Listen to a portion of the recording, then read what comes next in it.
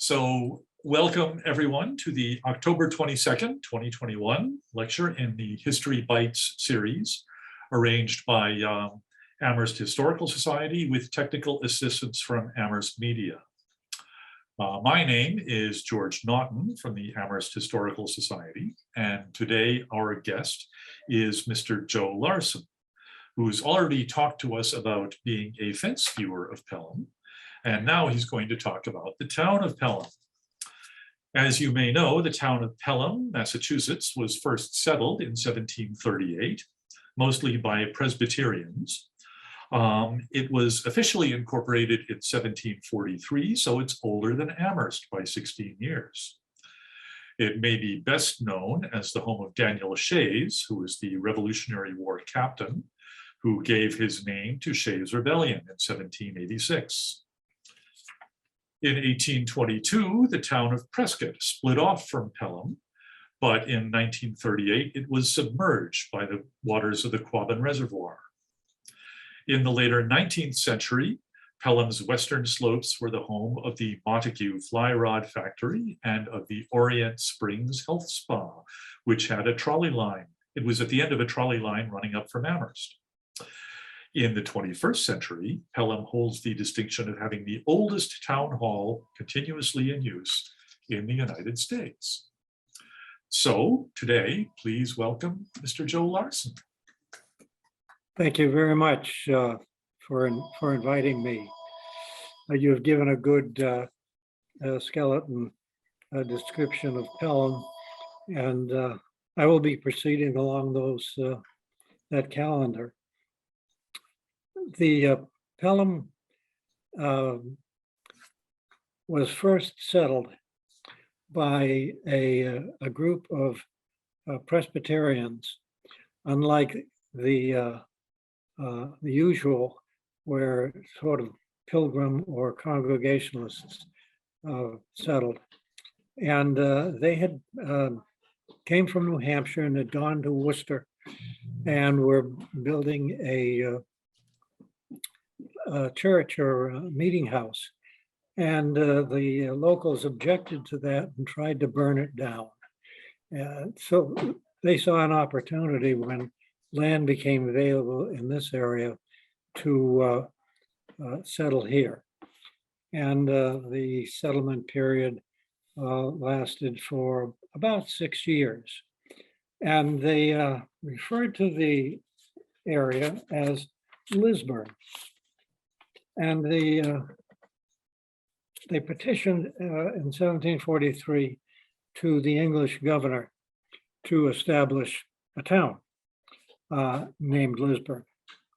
The governor established the town, but he named it after Lord Pelham, who was visiting the colonies at that time. And so much for somebody in Boston to make a decision that the locals didn't like, but nevertheless, that went forward.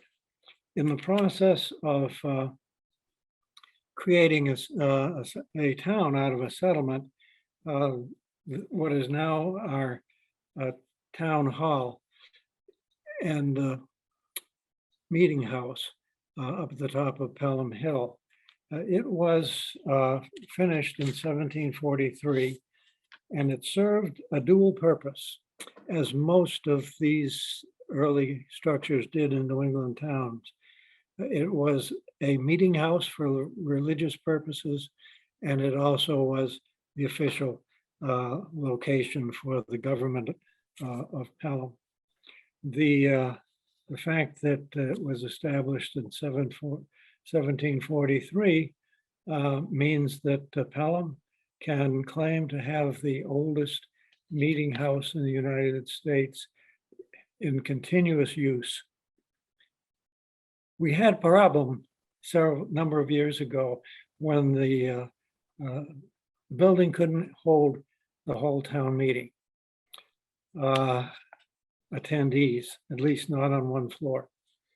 So what happened? They voted to have subsequent town meetings at the school with the condition that the selectmen were to make sure that there was at least one special town meeting held each year in the meeting house to preserve our record against others making claims. Right now in the Zoom period, we've been doing something quite unusual to, you don't ignore the vote of town meeting. And so what's happened in the recent past and will happen tomorrow is our town meeting will officially open at 9 o'clock in the museum, in the museum, in the meeting house. And the only people that you need to have present to open a town meeting, it's the moderator and the town clerk. They will be there. Along with some of us as observers. The moderator will be opening the meeting and then adjourning it to the Pelham School where there's an outdoor tent. So enough for odd things that happen, but that's, I could say more about the meeting house, but that's not the subject of the talk today. What I've done is try to organize this this talk based largely on the 3 books that Paul J. Bigelow wrote about significant periods in Pelham, and also drawing heavily on the expertise of Robert Lord Keyes, who unfortunately is no longer with us, but he was the trained historian for the town of Pelham. I'm not a trained historian, but I certainly can appreciate the good work that these 2 people did. The section that I would start with is 1740 to 1937, tremendous overlap. But this was the period when mills and shops were underway in the many streams in Pelham, including the Swift River and streams that now empty into the Quabbin Reservoir. That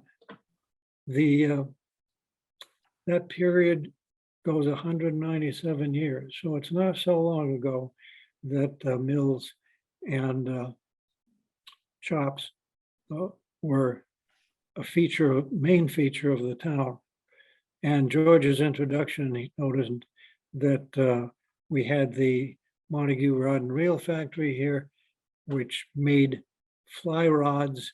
At what time they supplied fly rods for 60% of the production in North America.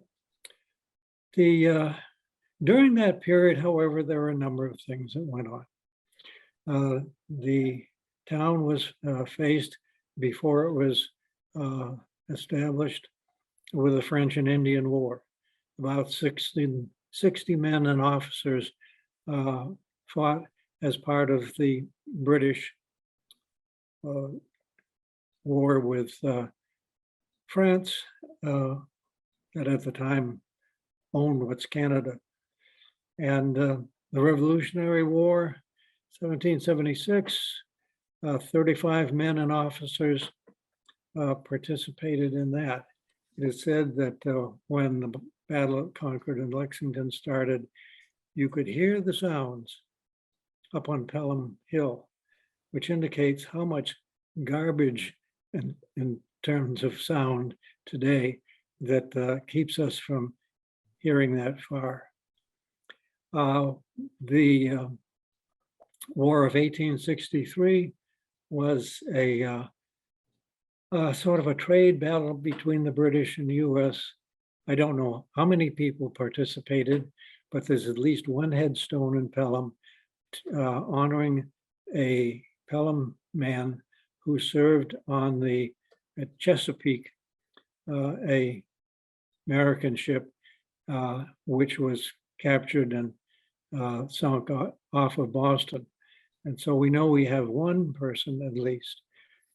Following that came the Mexican War, no participation in that, and then World War I and World War II. And there are monuments up at the town hall and the outside listing all of the people involved in those wars. Now, coming back in time in terms of wars, Shays Rebellion is probably best related to Pelham because the attack on the Federal Armory in Springfield was led by Captain Daniel Shays, who had been a captain in the Revolutionary War. But the fact is, the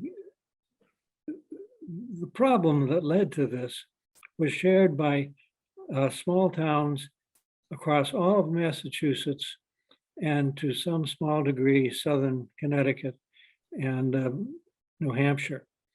And this came about because after the British left and we established our own governments on a state basis, the whole monetary basis that linked the towns to the Boston area, which was a barter economy. People would bring in what they had been raising on their farms and barter for what they needed back home. And the men who were heading the economy in the Boston area shifted to a cash economy. And there was very little, if any, hard cash, certainly out here in Western Mass, and in same for other parts. And so those communities activated their militias, and they went to the courthouses and closed the courthouses so that the judges could not proceed with a vast taking of farmland because of failure to pay in the form that the Boston economy called for. So, and that went on for some period before Daniel Shays got involved.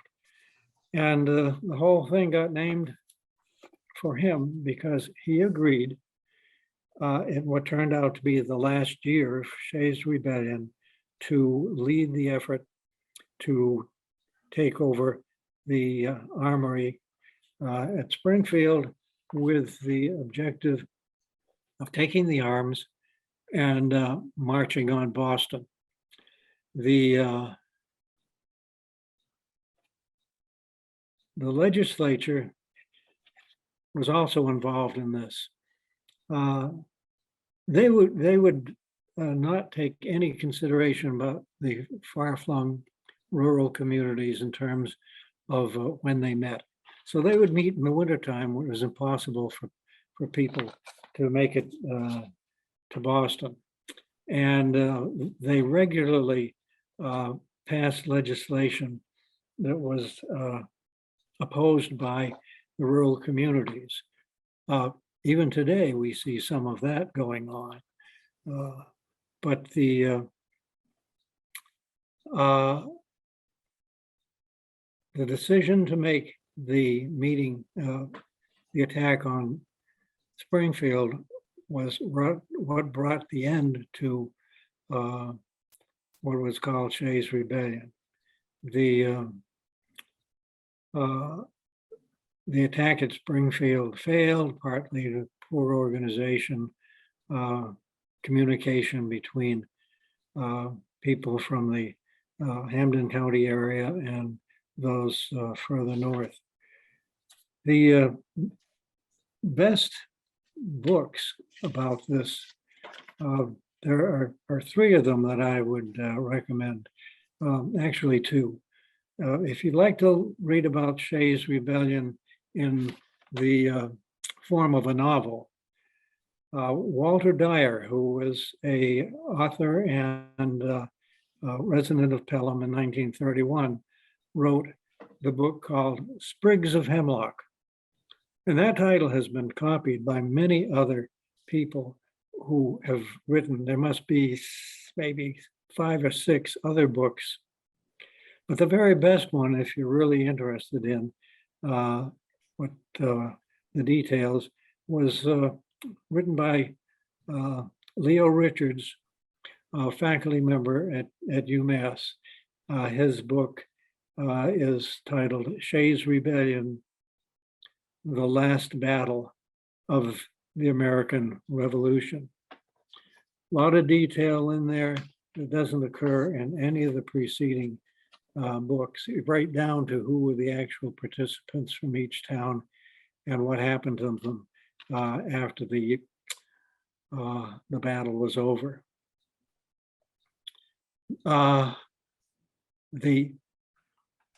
In terms of the mill situation, George is right. The Montague Rod and Reel, or what we call the Fish Rod Factory, was probably the most well-known of the mills and shops that were on the streams of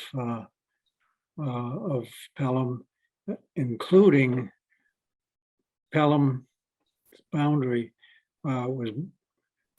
was the eastern boundary was changed drastically when East Pelham, most of it from the, well, all of it from the Swift River east, was turned into the town of Prescott. But there were mills on the Swift River and on streams going in there. By shops and mills, what that is meant to cover is blacksmith shops, woodworking and turning shops, tanning shops, broom handling, manufacturing, potash development, wagons, carpentry, shingles, shoe pegs, bobbins, axe handles, fulling mills, which was a procedure in producing fabrics, and mills that handled cloth. In the midst of all of this, between 1806 and 1870, a 64-year period, a Quaker community moved into Pelham and established their own meeting house and a cemetery. And the best source of this kind of information is one of Paul Bigelow's books on the Quaker activities in Pelham. He also wrote a very extensive manuscript on the genealogy of all of the Quaker families. Unfortunately, he passed away before that could be formally published. But his manuscript was donated by his family to the Pelham Library and should by now have been listed on the holdings of the library. When you do that, it automatically gets listed in the statewide system and then on the national library system as being at least available in the Pelham Library.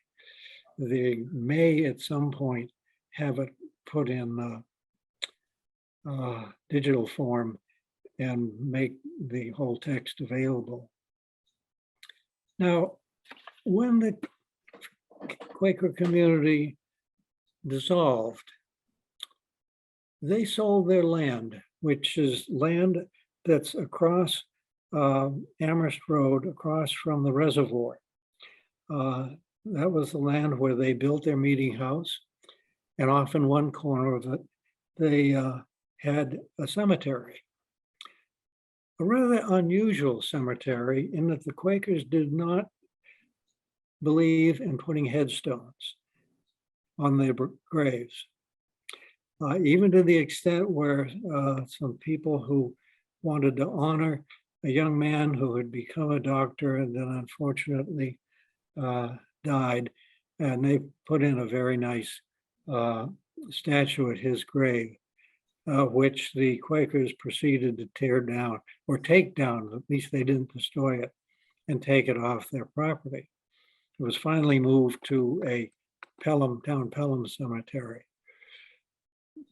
That land was bought by a private citizen, and he eventually sold it to the Amherst Water Company because Amherst was busily acquiring land through which streams flowed to reservoirs that they built in Pelham. But I learned about this cemetery when my first appointment to an official position in the town of Pelham was to the Cemetery Commission. The reason that I had that appointment is that I had run in the previous town election for a seat on the planning board, and my opponent was the oldest member of the oldest family in town. So I ended up with only a handful of votes. But a month or two later, I got a call from the selectmen asking if I would like to be on the Cemetery Commission. And I said, why me? And he said, well, you're interested in the town. I said, yes, I am. And so I said, okay, I'll do it. So I had been introduced to this cemetery situation, or while I was on the Cemetery Commission, by one of the elders on the commission. And he took me out to look at where it was. And it turned out, like, examination of the records of sale is that the private individual who sold the land to the Amherst Water Company, he did not include the fact that 1 acre had been reserved for the cemetery for continuous ownership by the Quaker religion. And so I thought this was rather interesting. Here's a problem in a sale. Amherst didn't know they owned a cemetery.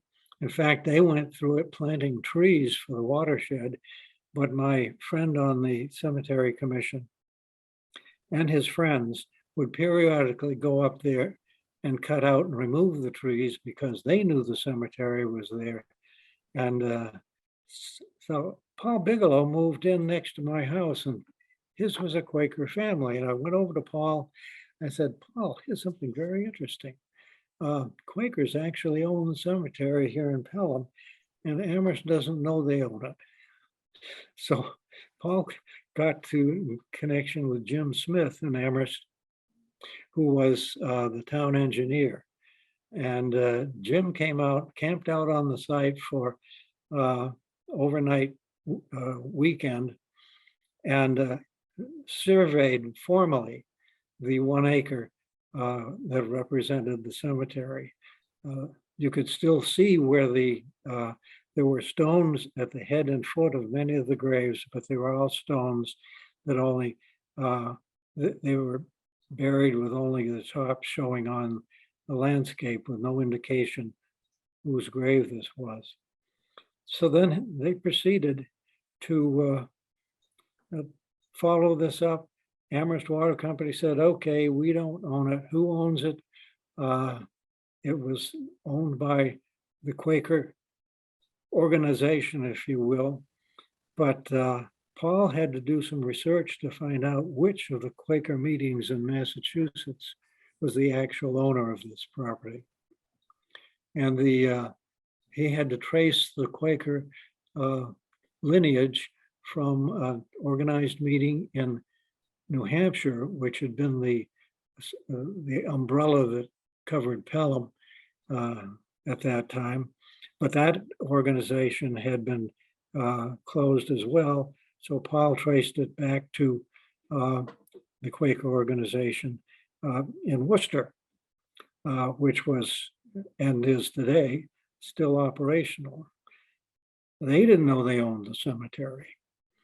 Paul went down and persuaded them to make a gift of the cemetery to the town of Pelham, with the Pelham Historical Commission and the Pelham Cemetery Commission as joint responsibility for maintaining it.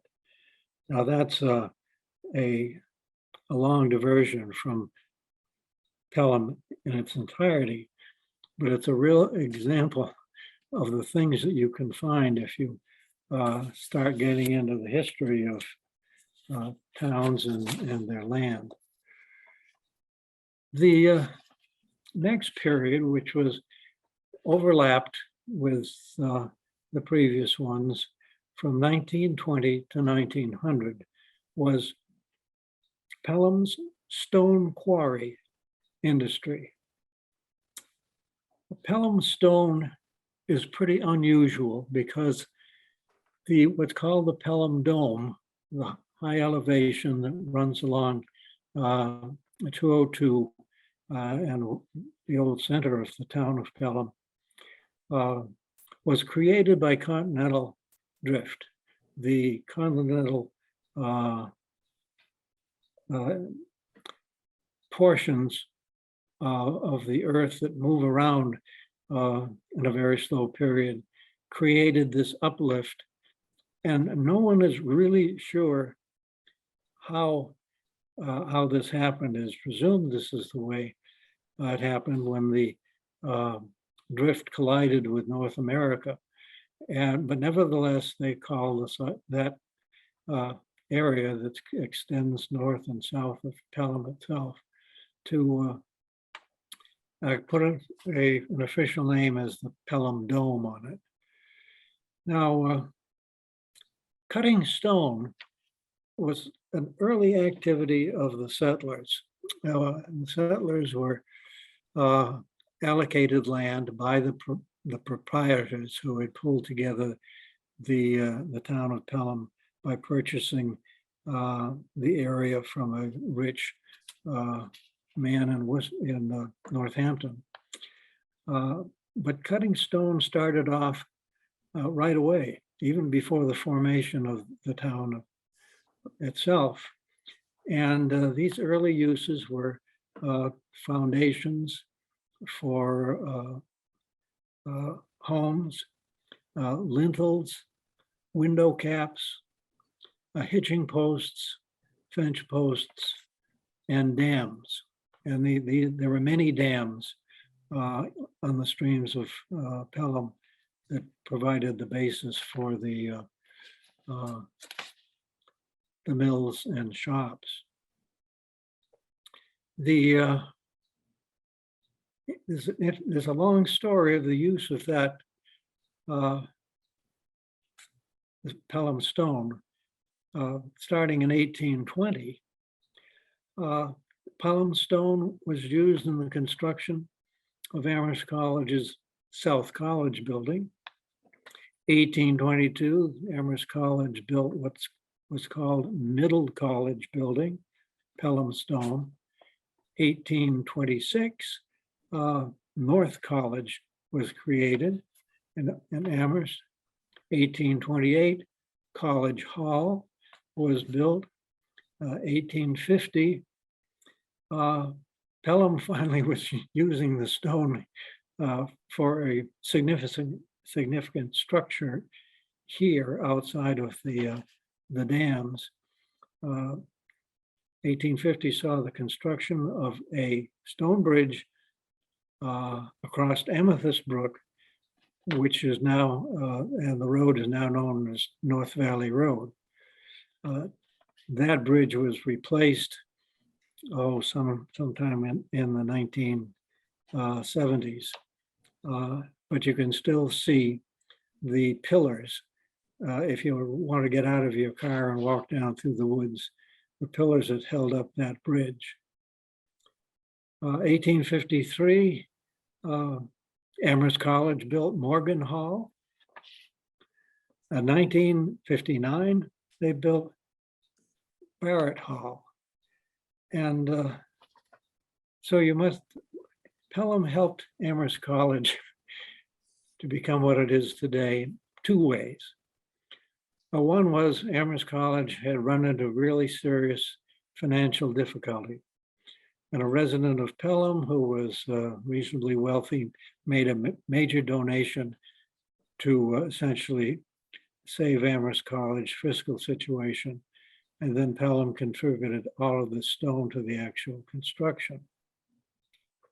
Now, during that same period, the state, what was then Massachusetts State College or Agricultural College, back that far, bought a cemetery in Pelham. And that cemetery supplied all of the stone for Old Chapel on the UMass campus. One of the most significant historic assets on the UMass campus. But a number of years ago, it was discovered that the iron support within the tower of Old Chapel had pulled away from the exterior stone, and it would quite possibly had a major collapse.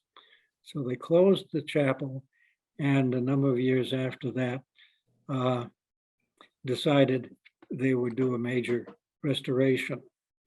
Now, there are some people in the upper administration who really didn't appreciate the historic nature of that building and the stone from Pelham. And they wanted to just take off the top of the steeple and put a flat roof on it. Well, there was quite a hoorah made over that. And so a man by the name of Richard Nathorst, who was on the staff of public works or facilities at the university, had the supervision of the restoration, not only of the tower, the rebuilding of that in its entirety, but also the restoration of all of the outside stone on the building that you see today. Now, in the process of taking down the stones and labeling them so that they went back in exactly the same place they started from, some of them got broken. And Dick Nathorst, thank goodness, was, as a historian, amateur historian, he knew of the Pelham quarry that was still owned by the university, though acquired during the Mass Aggie days. And he sent the contractors up there. He said, that quarry has been filled in, but there's enough around the on the surface that you can get the stone and create new stones to replace the broken ones, and they will have the same history. And that was a very neat kind of situation. And the stone industry was cut and shaped in Pelham. Across the road from the Pelham School are a couple of houses, but that site at the junction of North Valley Road and Amherst Road was a stone yard. And so the stone, as it was cut out of the ground, traveled there and was shaped and then shipped off. Well, those days they had a trolley line from Amherst. Trolley line, in fact, went up to Sunderland and went down to Holyoke and Springfield. Somebody had the bright idea to make the gauge of the trolley line the same as the gauge of the B&M Railroad, which at that time had a rail yard down on South Pleasant Street next to the Amherst College property. And so they would load up a car or platform car with stone and Pelham on a B&M platform car, take it down and transfer it on to the B&M in Pelham, in Amherst. I think many people realize that the same thing happened throughout Amherst for that railroad, since the gauge was the same as the railroad, because Atkins Farms and other similar operations loaded their apples on the railroad and distributed them across the Northeast. That pretty much covers what I wanted to say in a rapid, hopefully not too disorganized fashion. It's very interesting to live in a town where people have taken the effort to pull these things together over a long period of time. We would not know about a lot of these things if it weren't for Paul Bigelow and Robert Lord Keyes. So at that point, I'm done. And I don't know if you have time for questions, or there will be no exam given, even though I'm an academic and I got a red pencil close by, there won't be any exam on this. Well, I think we have time for questions. One question or comment, I suppose, is the town of Pelham didn't just contribute stone to Amherst College and UMass, but there's the reservoir in Pelham. And since the 1880s, I think Pelham water has been piped down to Amherst. That's true. There are actually two reservoirs. One you can see from the road, and the other one on the north side of Amherst Road. And they were built out of Pelham stone, and they've supplied not only Amherst, but West Pelham. So that's a tight bind between the two towns. There's an interesting story behind that. One of the problems with the system was in the summertime, when the flow into the reservoirs was low, there wasn't enough pressure to raise water to the second floor of homes in West Pelham. And so a lot of people found some other way to bathe. Amherst addressed that by building the existing water treatment plant on Amherst Road. Now, the original idea of where they would put that treatment plant was to put it down in the valley on Amherst-owned land, down in the valley below the dam. But it occurred to me, people shouldn't be building something important just below a dam, because those are old dams. I discovered that the land that they did build on, which is right under the power line coming through Pelham, was owned by the power company. Almost all of those power lines are leases on the land owned by private owners. But at that point, they bought the land on both sides. So I got a hold of Jim Smith and I said, I think if you get to bring up the issue, the need for Amherst with the power company, because I don't think they'll have any problem with your building a facility under their lines, because after all, it would be one section where they didn't have to come and kill the trees periodically. And so that happened, and everybody's been happy. And when you talk about the Quakers in Pelham, I learned a while ago that the church on Amherst Road and Meeting House Road was originally a Methodist church, that when the Methodists were sort of graduating from home meetings to actually building a church. That's true. When the eastern part of Pelham was taken away by the Quabbin. The congregation that was down in the valley, what's called by the old occupants, Pelham Hollow, combined with another church congregation, and I don't remember which one it was, and they then took charge of that facility on Amherst Road, which today is a private home.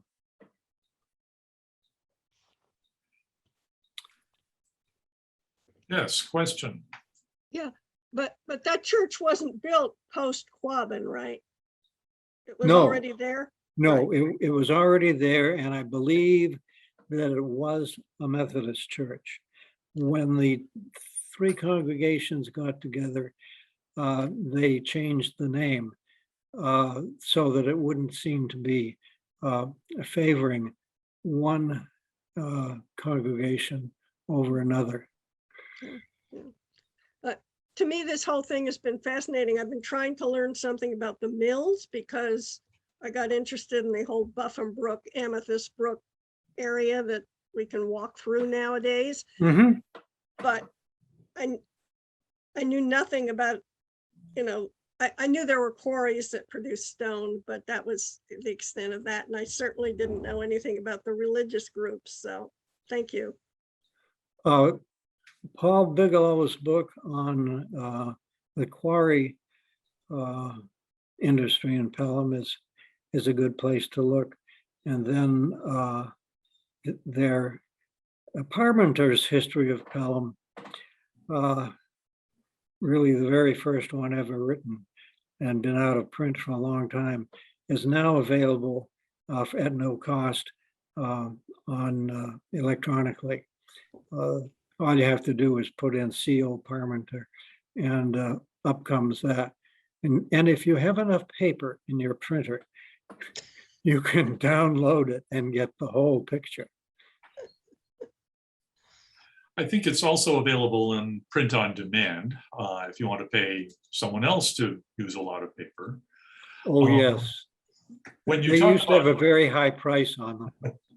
when you talk about quarries, do I remember hearing there was an asbestos quarry in Pelham? Oh, yes. You've been doing some reading. There was an asbestos quarry for reasons I don't understand, and my neighbor Paul Bigelow did not include that in his book. But the quarry site was, for those who remember, when there was Shaw's had a turkey farm up on Enfield Road.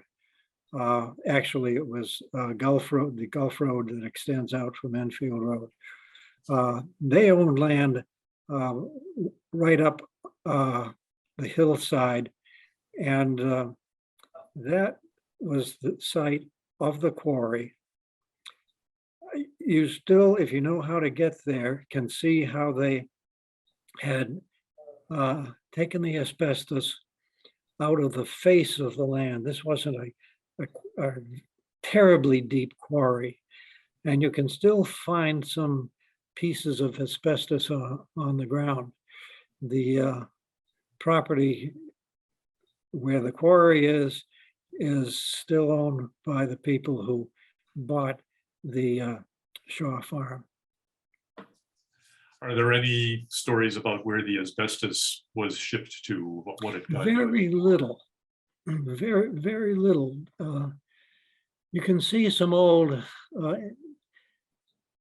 probably roads that they used to take the quarry out, the quarried asbestos out. But unfortunately, and this is true of a lot of the stone quarried in Pelham, it went off and nobody kept a record of where it went.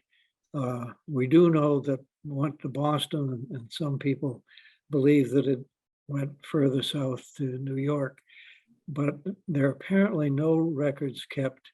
That would be a very interesting answer to that question. Are there other questions? I guess I just wanted to say that your interactions about who owned what property in Pelham and where a, water treatment plant could be built, et cetera, with Jim Smith, just makes me understand the real value, even more than I thought I did, but even more, the real value of people who are interested in these things and know how to look at property records. I mean, most of us are not going to go to the deeds and search back through 200 years or whatever of property records in order to actually accomplish good things. I mean, it's not as easy as saying, let's do this. Well, I think the years that I spent on the Conservation Commission, I was their first founding chairman, opened up that whole situation, because as a commission, we had a responsibility of developing future plans from a conservation point of view, land use and the like. And so we got really involved in the land ownership patterns, which are kept by the assessors. Unfortunately,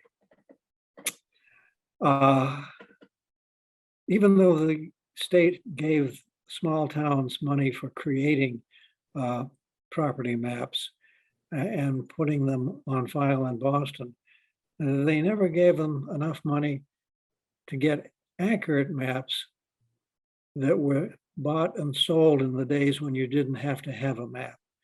And so land back, the best surveyed elements on those maps is the frontage on the road, because that's what generates the tax money. But if you own backland, and there's a lot of it in the northwest part of Pelham that's very extensive, not developed,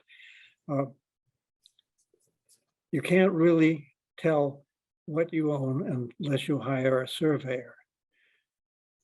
Unfortunately, the Historical Commission has the job of filing formal recommendations for identification of historic assets in the town, and has to have a map with it. So we created maps. This was when I was early on the commission.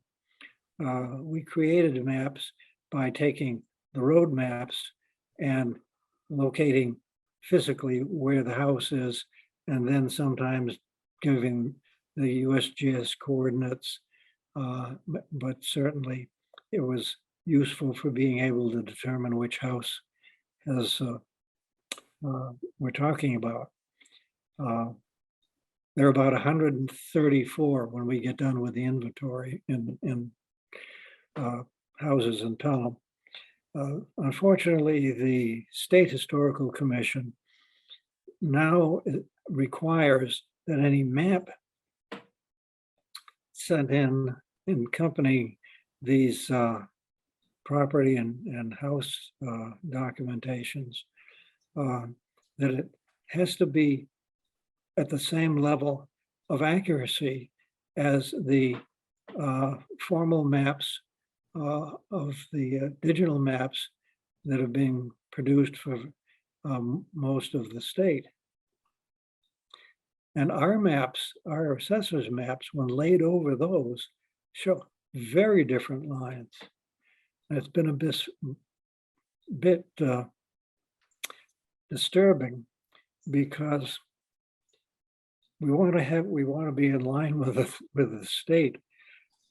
But if you start using the two maps, the digital map produced by the state and the map that the assessors have put together, which is their best guess of where the lines go when you get far back from the road, leads to problems. Because if you start using those two maps, you'll find that stone walls, fences, garages, outbuildings appearing on the state map on somebody else's property than the town's map. That's something we haven't solved yet. And that must be true for, you know, basically kind of Quabbin West. Or at least it's Northwest. I true. mean, who knows? But if it's true in Pelham, it's true in Rowe, right? I Oh, mean, absolutely. And the Mass Historical Commission keeps saying, well, use the official maps. And I say, yeah, the official maps are by guess and by God when you get back a half mile from a road. yeah, That's right. in fact, we have a lawsuit in Pelham going on between a resident who is a lawyer and the town over the boundary of land acquired by the Conservation Commission and surveyed to meet federal standards. And the resident says they've taken 10 feet of my land. Mm. So much.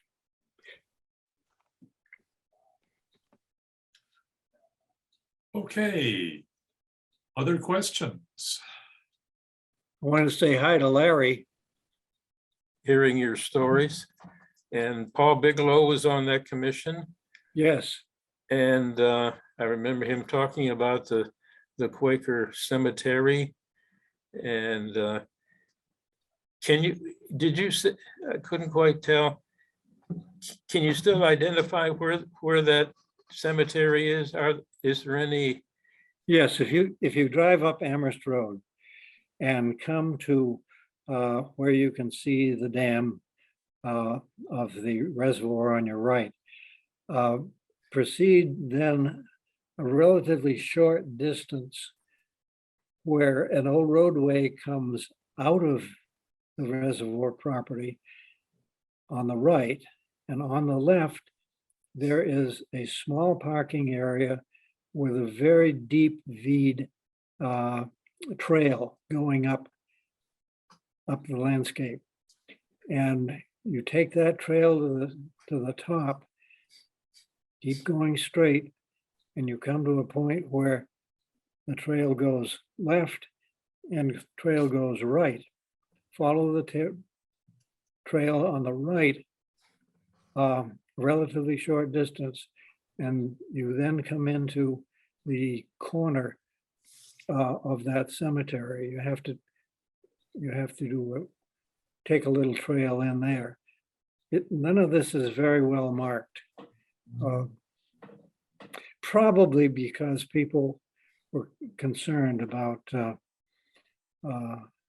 there being people wanting to camp out or the like.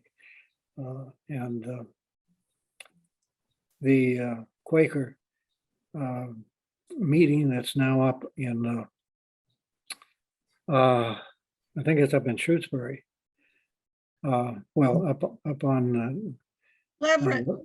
It's in Excuse me? Leverett. Leverett.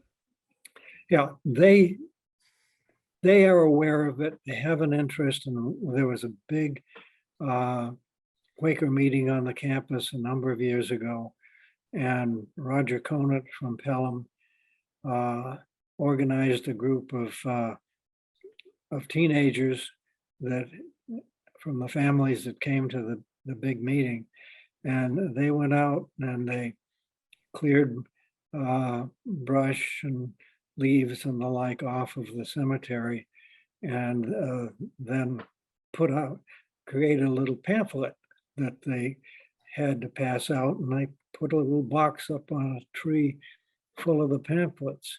All of that has disappeared.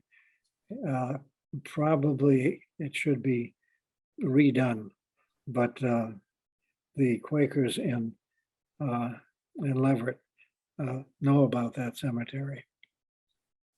Well, I want to mention also another activity that we on the Historical Commission did. We did a history of several older homes in Pelham, and I was the photographer. So I went through all these homes and we gave a show, a slideshow and a history of these older homes. I don't know if you remember, we did that in the school auditorium, in the school gymnasium. And that's all in the library somewhere.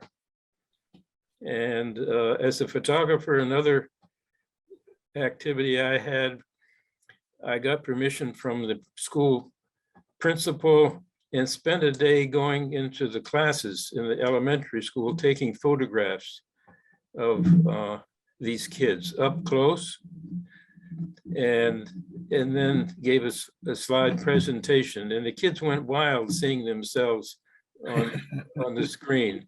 It was, That's great. and that was a fun project. Yes.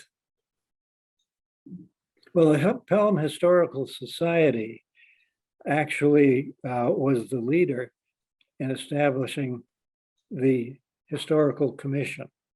Uh-huh. And that was back when a time when what's now called the museum was renovated and repaired and became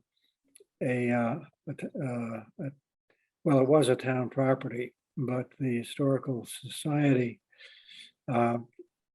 uses it as a museum, and they've got some really nice displays there, but because of the COVID situation, it's been closed for a couple of years.